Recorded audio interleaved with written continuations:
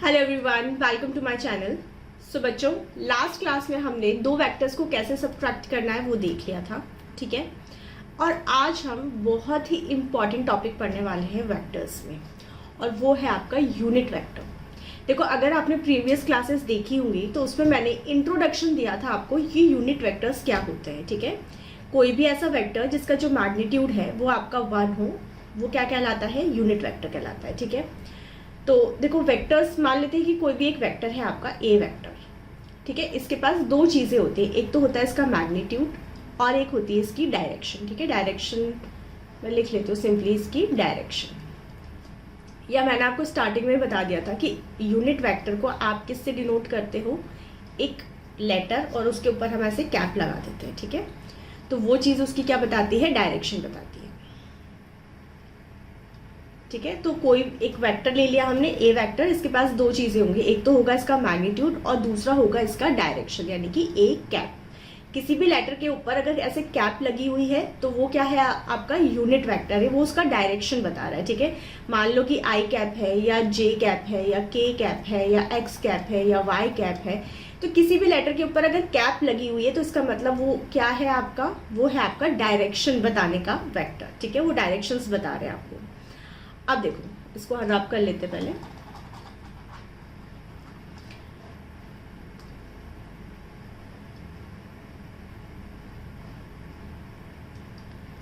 ठीक है, तो आपके पास वेक्टर है जिसका मैग्नीट्यूड है और डायरेक्शन है, ठीक है। अब यूनिट वेक्टर्स में क्या होता है? यूनिट वेक्टर ऐसे वेक्टर होते हैं जिसका मैग्नीट्यूड क्या हो जाता है? 1 हो जाता है। तो मतलब देखो, वेक्टर आपको दो इंफॉर्मेशन देता है, एक तो मैग्नीट्यूड की और एक देता है आपको डायरेक्शन की, ठीक है। तो किसी भी वेक्टर से दो चीज़ें पता चलती है, एक तो उसका मैग्नीट्यूड क्या है और एक उसकी डायरेक्शन क्या है, ठीक है।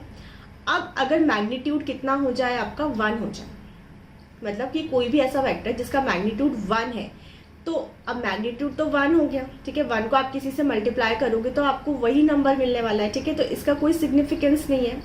तो अल्टीमेटली वो वेक्टर आपको क्या इंफॉर्मेशन देगा? डायरेक्शन की, ठीक है। तो यूनिट वेक्टर वो वेक्टर होता है जिसका मैग्नीट्यूड 1 होता है, ठीक है। यूनिट वेक्टर में जो मैग्नीट्यूड होता है वो हमेशा क्या होता है आपका? 1। और इसका एक ही पर्पस होता है पूरे फिजिक्स में, वो ये होता है कि ये डायरेक्शंस को बताता है, ठीक है। फॉर एग्जांपल, मान लो कि कुछ ये वेक्टर है आपका, ठीक है। इसका मैग्नीट्यूड है 1, तो इससे हमें इंफॉर्मेशन क्या मिल रही है? कि इसका डायरेक्शन लेफ्ट में है, ठीक है। एक वेक्टर है आपका ये जिसका भी मैग्नीट्यूड है 1, बट इससे इंफॉर्मेशन क्या मिल रही है? कि डायरेक्शन क्या है आपका? नॉर्थ में, ठीक है। तो ये होता है आपका यूनिट वेक्टर। अब देखो, यूनिट वेक्टर्स को हम फाइंड आउट कैसे करते हैं? हमने देखा कि ए वेक्टर क्या है आपका? ए वेक्टर है ए वेक्टर का मैग्नीट्यूड इंटू ए कैप। अब ये ए कैप आपको क्या दे रहा है? ये ए कैप दे रहा है आपको यूनिट वेक्टर, ठीक है। This is the unit vector, क्योंकि ये डायरेक्शन बता रहा है। देखो, यूनिट वेक्टर का काम क्या होता है? डायरेक्शंस को बताना। तो ए वेक्टर का डायरेक्शन क्या है? ए कैप, ठीक है। ए वेक्टर किसकी डायरेक्शन में है? ए कैप की डायरेक्शन में। तो ये आपका यूनिट वेक्टर है, ठीक है। तो ए कैप का मतलब का अगर हम वैल्यू निकालें तो वो क्या हो जाएगा? ए वेक्टर अपॉन ए वेक्टर का मैग्नीट्यूड, ठीक है। तो ए कैप की वैल्यू क्या हो जाएगी? ए वेक्टर अपॉन ए वेक्टर का मैग्नीट्यूड। और ये क्या बताता है आपको? यूज्ड टू टेल डायरेक्शन, ठीक है। इस पर न्यूमेरिकल्स करेंगे ना तो ये चीज़ आपको और ज़्यादा क्लियर हो जाएगी, ठीक है। अब देखो, ये क्वेश्चन है आपके पास, find unit vector of 2i + 3j - k cap, ठीक है। एक वेक्टर आपको गिवन है, इसका यूनिट वेक्टर बताना है आपको। तो इस वेक्टर का यूनिट वेक्टर से मतलब है ये वेक्टर किस डायरेक्शन में है वो आपको बताना है, ठीक है। तो ये मान लेते हैं ये क्या है आपका? ए वेक्टर है 2i cap + 3j cap - k cap. So this is your vector, ठीक है। अब ये किस डायरेक्शन में है? ये इधर की तरफ है, इधर है, ऊपर है, नीचे है, किस डायरेक्शन में है ये? तो वो डायरेक्शन आपको इसकी फाइंड आउट करनी है। यूनिट वेक्टर फाइंड करने का मतलब है कि आपको इस वेक्टर का डायरेक्शन फाइंड आउट करना है, ठीक है। तो हमने देखा है कि ए कैप को हम कैसे फाइंड आउट करते हैं, इसको रब कर लेते हैं पहले। ठीक है। तो ए कैप क्या होता है आपका, ए कैप होता है ए वेक्टर अपॉन ए वेक्टर का मैग्नीट्यूड, ठीक है। तो सबसे पहले इस वेक्टर का हम मैग्नीट्यूड फाइंड आउट कर लेते हैं। ए वेक्टर का मैग्नीट्यूड क्या होगा, √2 का स्क्वायर 4 प्लस 3 का स्क्वायर 9 प्लस 1 का स्क्वायर 1, ठीक है, 10 यानी कि √40।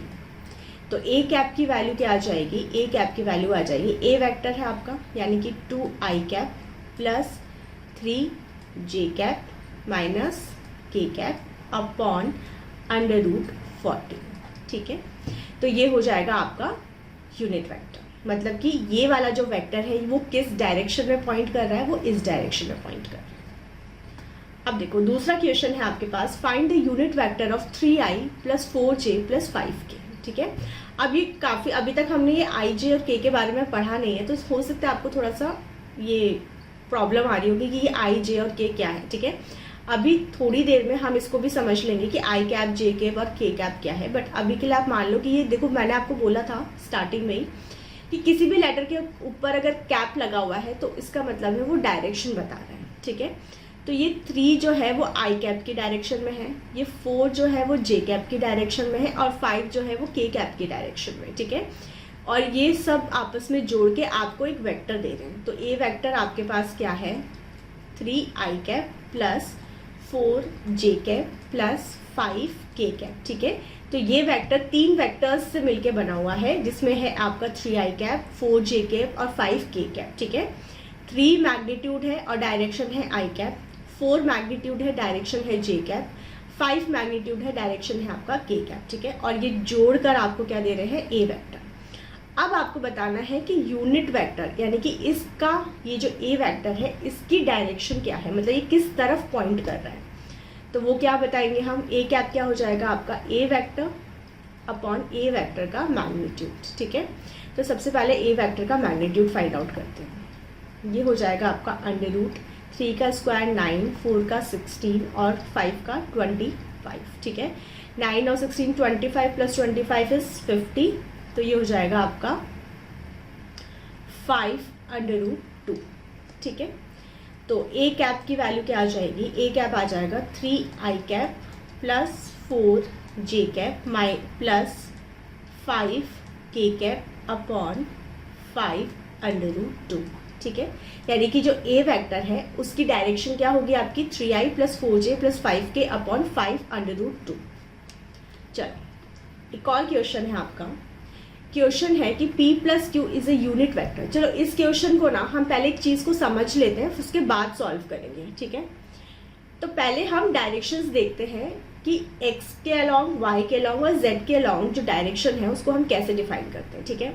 तो ये हमने एक्सिस बना ली, this is your x axis, this is your y and this is your z axis, ठीक है। x, y और z आपने बना लिया। अब कोई भी वेक्टर अगर x के अलॉन्ग हो, मतलब कि कोई वेक्टर अगर आपका x डायरेक्शन में है, कुछ इस तरह से है, इस तरह से है, इस तरह से, ठीक है। तो x के लिए हम एक यूनिट वेक्टर डिफाइन करते हैं, उसको कहते हैं i कैप, ठीक है। तो हम मान लीजिए कि कोई भी वेक्टर अगर इस डायरेक्शन में पॉइंट कर रहा है, मान लो इसका मैग्नीट्यूड है 4, इसका है 3 और इसका है 2, तो इस वाले वेक्टर को हम कैसे लिख सकते हैं, 4i कैप। मतलब कि ये एक वेक्टर है जिसका मैग्नीट्यूड 4 है और डायरेक्शन क्या है, x के अलॉन्ग है। अगर ये 3 है इसका मैग्नीट्यूड, तो हम इसको लिख सकते हैं 3i कैप, मतलब इसका मैग्नीट्यूड 3 है और इसका डायरेक्शन किसके अलॉन्ग है, x के अलॉन्ग। ये है 2i कैप, यानी कि मैग्नीट्यूड 2 है और डायरेक्शन क्या है, किसके अलॉन्ग है, ये x के अलॉन्ग है, ठीक है। तो x एक्सिस के लिए हम डायरेक्शन यूज करते हैं i कैप, y के अलॉन्ग हम डायरेक्शन यूनिट वेक्टर यूज करते हैं j कैप और z के लिए हम यूनिट वेक्टर यूज करते हैं k कैप, ठीक है। मतलब अगर कोई वेक्टर आपका y एक्सिस के अलॉन्ग है जिसका मैग्नीट्यूड मान लेते हैं आपका ये 5 है, तो इस वेक्टर को हम कैसे लिख सकते हैं, 5j कैप। मतलब मैग्नीट्यूड 5 है और डायरेक्शन क्या है, ये y के अलॉन्ग है। k वेक्टर, मान लो कि कोई वेक्टर कुछ इस तरीके से है, इसका मैग्नीट्यूड है आपका 3, तो इसको आप कैसे लिखोगे, 3k कैप। मतलब कि 3 तो इसका मैग्नीट्यूड है और k कैप ये z एक्सिस के अलॉन्ग है आपका, ठीक है। तो ये होते हैं आपके unit vectors along the axis. अब हम उस क्वेश्चन को सॉल्व करते हैं। क्वेश्चन बोला गया है कि p plus Q is unit vector along x axis, ठीक है। तो दो वेक्टर से p प्लस क्यू को आप जोड़ रहे हो तो आपको यूनिट वेक्टर मिल रहा है, ठीक है। मतलब कि अगर आप p वेक्टर और q वेक्टर को जोड़ोगे तो यूनिट वेक्टर मिलेगा अलोंग एक्स एक्सिस। तो unit vector along x axis क्या होता है आपका, आई कैप होता है। मतलब कि p प्लस क्यू को जोड़ के आपको क्या मिल रहा है, आई कैप मिल रहा है। अब यूनिट वेक्टर है तो मैग्नीट्यूड 1 होगा और इसका डायरेक्शन है आई कैप, ठीक है। अलोंग एक्स एक्सिस बोल दिया है, इसमें डायरेक्टली आपको बोला गया है अलोंग एक्स एक्सिस। तो एक्स एक्सिस के अलोंग जो यूनिट वेक्टर होता है वो क्या होता है आपका आई कैप। अब p वेक्टर की आपको वैल्यू गिवन है, आपको फाइंड करना है q वेक्टर, ठीक है। तो p वेक्टर क्या हो गया आपका 3i cap plus 4j cap plus 5k cap, ठीक है, प्लस q वेक्टर मिलके आपको क्या दे रहे हैं, i कैप। अब q वेक्टर निकालना है तो उस पूरी टर्म को अपन इधर ले आते हैं, ठीक है। तो q वेक्टर क्या हो जाएगा, q वेक्टर हो जाएगा i cap minus 3i plus 4j cap plus 5k cap, ठीक है। तो इसमें से इसको माइनस करेंगे तो हमको मिल गया माइनस का 2i कैप। अब देखो i कैप की वैल्यू ही i कैप से माइनस हो सकती है, ये दोनों की डायरेक्शन अलग है। आप इसको माइनस नहीं कर सकते कि 1 में से 4 को माइनस कर दोगे, ये बिल्कुल नहीं करना है, ठीक है। क्योंकि ये j के अलोंग है और ये i के अलोंग है, तो जो वेक्टर्स i के अलोंग सेम डायरेक्शन में है सिर्फ आप उसको ही प्लस माइनस कर सकते हो। तो इसमें ये 1 था, ये -3 तो ये -2 आ गया, ठीक है। बट बाकी का साइन तो भले ही चेंज हो जाएगा क्योंकि यहाँ पे माइनस इससे मल्टीप्लाई हो रहा है, लेकिन इसमें कोई भी इसके न्यूमेरिकल वैल्यू में कोई चेंजेस नहीं आएंगे। इसलिए कभी भी गलती से ये मत कर देना यहाँ पे ये 1 - 4 कर दो, ये 1 - 5, ऐसा मत कर देना। यहाँ पे ये आई कैप है, ये जे है और ये के है, ठीक है। तो आई में से जे और के माइनस नहीं हो सकते, तो ये हो जाएगा डायरेक्टली माइनस का 4j कैप और माइनस का 5k कैप, ठीक है। तो ये हो गया आपका q वेक्टर। आप इसको क्रॉस वेरीफाई भी कर सकते हो, ये p वेक्टर है, ये q वेक्टर है, दोनों को जोड़ के देख लेना, आंसर आपका आई कैप आना चाहिए, ठीक है। तो ये हो गया आपका यूनिट वेक्टर। अब एक बहुत ही इंपॉर्टेंट टॉपिक है आपका रिजोल्यूशन ऑफ वेक्टर।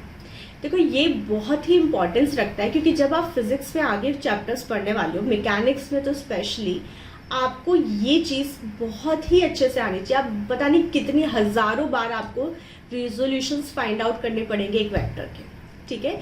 तो इस कॉन्सेप्ट को आप जितना अच्छे से पढ़ सकते हो अच्छे से पढ़ना है। चलो, तो रिजोल्यूशन ऑफ वेक्टर का क्या मतलब होता है कि हम एक वेक्टर को 2 पार्ट्स में तोड़ रहे हैं, ठीक है। First of all, when the vector is resolved into 2 vectors whose combined effect is the same as that of the given vector, then the resolved vector are called component of the vector। मतलब कि एक vector को हमने ऐसे 2 parts में तोड़ दिया जिसका कंबाइंड इफेक्ट आपको वापस से वही वेक्टर दे दे। जैसे फॉर एग्जांपल मान लो कि एक नंबर है 3 को हमने 2 पार्ट्स में तोड़ दिया, 2 और 1 में, ठीक है। हमने इसको 2 पार्ट्स में तोड़ दिया। अब इन दोनों को जब आप जोड़ोगे तो आपको क्या मिल जाएगा, वापस से 3 मिल जाएगा। ऐसे ही ए वेक्टर को हम 2 पार्ट्स में तोड़ेंगे, 2 कंपोनेंट्स में तोड़ेंगे, ठीक है, जिनको आप वापस जोड़ोगे तो आपको क्या मिल जाएगा, ए वेक्टर मिल जाएगा। तो ये मतलब होता है रिजोल्यूशन का, ठीक है। किसी भी वेक्टर को 2 ऐसे पार्ट्स में तोड़ देना जो दोनों एक दूसरे के परपेंडिकुलर हो, ठीक है। तो वो और वापस से अगर आप उनको जोड़ोगे तो आपको क्या, सेम वेक्टर मिल जाना चाहिए, ठीक है। अब ये हमने एक वेक्टर ले लिया, ये एक्स एक्सिस है आपकी, ये है आपकी वाई एक्सिस, ठीक है। और ये वेक्टर आपका एक्स एक्सिस से क्या एंगल बना रहा है, थीटा एंगल बना रहा है, ठीक है। अब हमें इसको 2 कंपोनेंट्स में तोड़ना है, 2 पार्ट्स में तोड़ना है। एक होगा आपका एक्स के अलोंग और एक होगा वाई के अलोंग, ठीक है। देखो जब हम वेक्टर्स को 2 पार्ट्स में तोड़ते हैं तो वो दोनों ही, मतलब ये वाला इसका कंपोनेंट और ये वाला कंपोनेंट एक दूसरे से 90 डिग्री के एंगल पे होना चाहिए, ये कंपलसरी है, ठीक है। तो इन दोनों के बीच में हमेशा क्या होगा, 90 डिग्री का एंगल होगा, ठीक है। अब देखो चलो इसको तोड़ लेते हैं अपन। तो एक ले लिया हमने इसको हमने 2 पार्ट्स में तोड़ लिया। एक हो गया इसका ये वाला पार्ट और एक हो गया इसका ये वाला पार्ट, ठीक है। 2 पार्ट्स में तोड़ दिया इसको और इन दोनों कंपोनेंट्स के बीच में क्या है आपका, 90 डिग्री का एंगल है। तो ये वाला पार्ट हो गया आपका ax और ये हो गया आपका ay, ठीक है। यानी कि आपने एक वेक्टर को 2 पार्ट्स में डिवाइड कर दिया। तो अब आप a वेक्टर को कैसे लिख सकते हो, ax और ये किसके अलॉन्ग है, एक्स एक्सिस के अलॉन्ग है, तो इसका यूनिट वेक्टर क्या होगा, आई कैप प्लस ए वाई, और ये किसके अलॉन्ग है, वाई एक्सिस के अलॉन्ग है, तो ये हो गया आपका जे कैप। ठीक है, तो a vector is equals to a x i cap plus a y j cap. यहाँ पे ए एक्स और ए वाई इसके क्या हो गए, कॉम्पोनेंट्स हो गए, और इन दोनों के बीच में जो एंगल है वो कितना है आपका 90 डिग्री। ठीक है, तो इस तरीके से हम एक कॉम्पोनेंट को दो पार्ट्स में तोड़ सकते हैं। अब क्वेश्चन ये है कि एक्स और ए वाई की जो वैल्यू है वो कैसे फाइंड आउट करेंगे। ठीक है, वो अब देखते हैं। देखो ये वेक्टर है आपका ए वेक्टर, जो एक्स एक्सिस से क्या एंगल बना रहा है, थीटा। तो एक काम करते हैं, इस ए वाई को अपन पैरेलली शिफ्ट करके यहाँ ले आते हैं। ठीक है, तो ये हो गया आपका ऐसे। अब अगर आप इसको देखोगे तो ये क्या बन गया, एक राइट एंगल ट्राइंगल बन गया। ठीक है, तो इसको इस तरह से बना लेते हैं, ये हो गया आपका एक राइट एंगल ट्राइंगल, जिसमें ये वाली जो लेंथ है, ये वाली लेंथ ए वेक्टर है, इसका मैग्नीट्यूड कितना हो गया आपका, ए हो गया। ये एंगल हो गया आपका थीटा। ये वाली लेंथ हो गई आपकी ए एक्स, और ये ऊपर वाली लेंथ हो गई आपकी ए वाई। ठीक है, अब अगर मैं आपसे बोलूँ कि मुझे निकालना है साइन थीटा, तो साइन थीटा क्या होता है, परपेंडिकुलर अपॉन हाइपोटेन्यूस। तो परपेंडिकुलर क्या है, ए वाई है, और हाइपोटेन्यूस क्या है आपका ए। ठीक है, तो यहाँ से अगर मुझे ए वाई की वैल्यू निकालनी है तो ए को इधर क्रॉस मल्टीप्लाई कर देंगे, तो ए वाई इज इक्वल्स टू कितना हो जाएगा आपके पास, ए साइन थीटा। ठीक है, अब देखो यहाँ पे दोबारा से बना लेते हैं इस फिगर को। ये है आपका ए वाई, ये हो गया ए एक्स, दिस इज ए, और ये हो गया थीटा। ठीक है, साइन थीटा हमने निकाल लिया था। अब हम देखते हैं कॉस थीटा। तो cos theta is equals to क्या होता है आपका, बेस अपॉन हाइपोटेन्यूस। तो cos theta is equals to क्या हो जाएगा, बेस क्या है आपके पास, ए एक्स है, और हाइपोटेन्यूस क्या है आपके पास, ए है। ठीक है, तो क्रॉस मल्टीप्लाई कर देते हैं, ए को इधर ले आते हैं तो ए एक्स की वैल्यू आ जाएगी, तो ए एक्स हो जाएगा आपके पास ए कॉस थीटा। ठीक है, ए वाई क्या आ रहा था, ए साइन थीटा आ रहा था, और ए एक्स की वैल्यू कितनी आ गई आपके पास, ए कॉस थीटा। ठीक है, तो ए वेक्टर को हमने दो कंपोनेंट्स में तोड़ दिया, एक है आपका ए एक्स, ठीक है, जिसकी वैल्यू कितनी है, ए कॉस थीटा, और एक हो गया आपका ए वाई, जिसकी वैल्यू है आपकी ए साइन थीटा। ठीक है, यानी कि अब मुझे अगर ए वेक्टर को दो पार्ट्स में लिखना हो, दो कंपोनेंट्स में तोड़ के लिखना हो, तो मैं कैसे लिख सकती हूँ, ए कॉस थीटा। अब इसका डायरेक्शन क्या होगा, एक्स के अलॉन्ग है, तो यहाँ पे आ जाएगा आई कैप प्लस ए साइन थीटा। इसका डायरेक्शन क्या है, वाई के अलॉन्ग है, तो ये हो जाएगा आपका जे कैप। ठीक है, तो ये वेक्टर हो गया आपका। अब इसमें कुछ न्यूमेरिकल्स देखेंगे, फिर ये चीज़ आपको और ज़्यादा क्लियर हो जाएगी। देखो एक वेक्टर है आपका जो एक्स से कितने एंगल पर है, 37 डिग्री पे, इसका मैग्नीट्यूड कितना है, 5। आपको इसके कंपोनेंट्स बताने हैं, मतलब इसको आपको दो पार्ट्स में तोड़ना है। दो कंपोनेंट्स में ऐसे दो कंपोनेंट्स बनाने हैं जिनको जब आप वापस से जोड़ोगे तो आपको क्या मिल जाना चाहिए, ये ए वेक्टर मिलना चाहिए। ठीक है, अगर आप देखोगे तो आपने इसके दो कंपोनेंट्स कर दिए, ए कॉस थीटा और ए साइन थीटा। अब आप इनको जब जोड़ोगे, इसका मैग्नीट्यूड निकाल लेते हैं, तो under root a square cos square theta plus a square sine square theta. ठीक है, ए स्क्वायर कॉमन आ जाएगा तो क्या बचेगा, cos square theta plus sign square theta, और वो हो जाएगा 1। फिर तो आपको क्या मिल जाएगा, अंडर रूट ए का स्क्वायर, तो रूट से ये स्क्वायर चला जाएगा और वैल्यू आ जाएगी ए।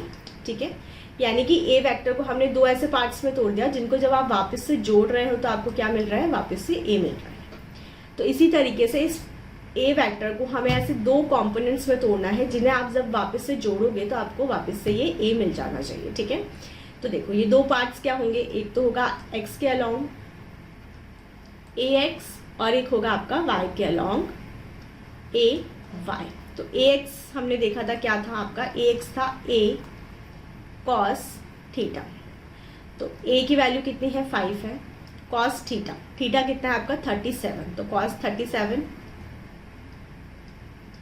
ठीक है, यानी कि 5 इंटू कॉस 37 की वैल्यू होती है 4/5, तो 5 से 5 गया और वैल्यू आ गया आपके पास 4। ए वाई निकाल लेते हैं, तो ये हो गया a y is equals to a sine theta, यानी कि 5 साइन 37 यानी कि 5 इंटू 3/5, तो 5 से 5 चला गया, वैल्यू आ गई आपके पास 3, ठीक है। तो ए वेक्टर को आप कैसे लिख सकते हो, ये हो जाएगा आपके पास 4i cap plus 3j cap. ये लेंथ कितनी हो गई आपके पास 3 हो गई, और ये वाली लेंथ कितनी हो गई आपके पास 4 हो गई, ठीक है। जब आप इन दोनों को जोड़ोगे, इसका मैग्नीट्यूड निकालोगे, तो वापस से आपको क्या मिल जाएगा 5। ये आप खुद से क्रॉस वेरीफाई कर सकते हो। चलो एक और क्वेश्चन है, एक ए वेक्टर गिवन है जो एक्स एक्सिस से कितना एंगल बना रहा है 53 डिग्री का, ठीक है, और ये इसका मैग्नीट्यूड कितना है आपके पास 10 है। तो हमें वही निकालेंगे, एक तो होगा आपका ए एक्स और एक होगा इसका ए वाई। ये ए वाई हो गया, this is your A x, ठीक है। तो सबसे पहले ए एक्स कैलकुलेट कर लेते हैं। ए एक्स का मैग्नीट्यूड कितना होगा आपका, ये हो जाएगा ए कॉस थीटा, ठीक है, यानी कि 10 इंटू कॉस 53। कॉस 53 की वैल्यू क्या होती है 3/5, तो ये कट गया आपका 2 बार यानी कि 6। ऐसे ही ए वाई निकाल लेते हैं। ए वाई होता है आपका ए साइन थीटा, यानी कि 10 इंटू साइन 53, इसकी वैल्यू होती है आपकी 4/5, तो 5 से कटा 2 बार यानी कि 8, ठीक है। यानी इसकी लेंथ कितनी है 6 और इसकी लेंथ कितनी है 8। अब अगर मुझे ए वेक्टर को लिखना है तो मैं कैसे लिखूंगी, ए वेक्टर इज इक्वल्स टू 6। अब 6 का डायरेक्शन किसके अलोंग है, एक्स के अलोंग है, पॉजिटिव एक्स के अलोंग है, तो आई कैप हो गया, ठीक है। अब ए वाई 8 है मैग्नीट्यूड, पर जो डायरेक्शन है वो माइनस वाई एक्सिस के अलोंग है। ऊपर था पॉजिटिव वाई, तो नीचे क्या है नेगेटिव वाई एक्सिस है, ठीक है। तो ऊपर के लिए हम अगर प्लस में जे कैप यूज कर रहे थे, तो नीचे वाली डायरेक्शन के लिए क्या यूज करते हैं माइनस का जे कैप, ठीक है। तो ये कितना हो गया इसमें 8 और डायरेक्शन क्या हो गई माइनस का जे कैप, ठीक है। अब इसको अगर हम दोबारा ढंग से लिखना चाहें तो कैसे लिख सकते हैं 6i कैप और ये माइनस इधर आ जाएगा यानी कि -8j कैप। तो ये हो गया आपका वेक्टर, ठीक है। तो ए वेक्टर को हमने 2 पार्ट्स में तोड़ दिया, 6i cap -8j cap. So thank you so much, आज के लिए इतना ही। अब आगे का लेक्चर हम नेक्स्ट क्लास में देखेंगे। हमने एक फॉर्मूला पढ़ा था रिजल्टेंट वेक्टर का, उसका पूरा एक्सप्लेनेशन समझेंगे कि कैसे हमने वो फॉर्मूला डिराइव किया, ठीक है। और अभी तक हमने एडिशन देख लिया, 2 वेक्टर्स को कैसे ऐड करते हैं, सबट्रैक्शन देख लिया। अब हम नेक्स्ट लेक्चर में देखेंगे कि 2 वेक्टर्स को अगर हमें मल्टीप्लाई करना हो तो किस तरह से किया जाता है, ठीक है। और वो लास्ट टॉपिक होगा इस पूरे चैप्टर का, उसके बाद ये चैप्टर फिनिश हो जाएगा। So all the best.